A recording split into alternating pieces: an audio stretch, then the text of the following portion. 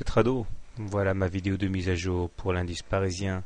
Séance de pause, de consolidation aujourd'hui, puisque la bougie est rouge, ce qui signifie d'une part que le cours de clôture est inférieur au cours d'ouverture, mais également nous avons une mèche haute et pas de mèche basse, ce qui veut dire que les plus hauts ont été vendus et que nous terminons en fait sur les plus bas du jour. Alors, dans l'esprit, nous avons un harami baissier. Alors, un harami baissier parce que le corps de la bougie du jour est comprise dans le corps de la bougie d'hier.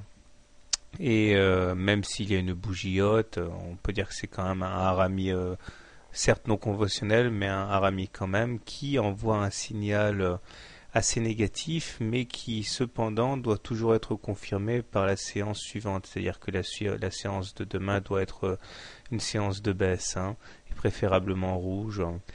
Il demeure que pour l'instant il n'y a absolument rien de grave pour plusieurs raisons. Tout d'abord parce que en zoomant un petit peu, on voit bien que la séance du jour finalement consiste à venir tester le support des 4086 qui a été vaincu de haute lutte. Quoi de plus normal que d'avoir un petit pullback, question de vérifier si le support est solide.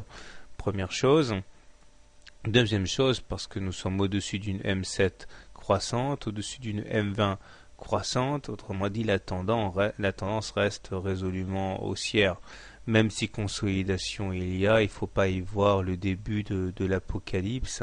Ça peut simplement être aussi une latéralisation, question d'attendre les moyennes mobiles pour prendre support dessus. Donc pour l'instant, il ne faut pas paniquer, la tendance demeure clairement établie et elle est haussière.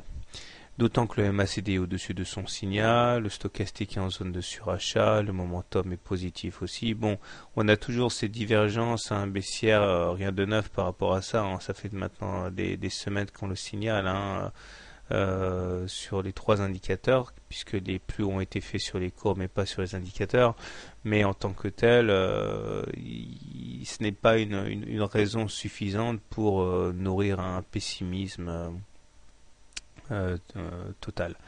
Alors justement, comment trader le CAC? Alors si vous êtes haussier sur le CAC, alors si vous voulez la jouer prudente, vous pouvez attendre un retour éventuellement sur la M20 qui correspond plus ou moins à cette oblique verte que j'ai tracée. Si vous êtes un tantinet plus agressif, eh bien vous pouvez plutôt attendre le retour sur la M7 qui correspondra demain en 4086, qui peut être une bonne zone de retour à l'achat. Maintenant, les baissiers, quant à eux, les plus agressifs shorteront dès à présent en s'appuyant sur le fait que nous avons des divergences baissières sur les indicateurs et que nous avons une bougie assez négative. Maintenant, si vous voulez être plus prudent, et bien dans ce cas, vous pouvez attendre que la M7 soit cassée, par exemple, ce qui serait un troisième signal de baisse. Voilà.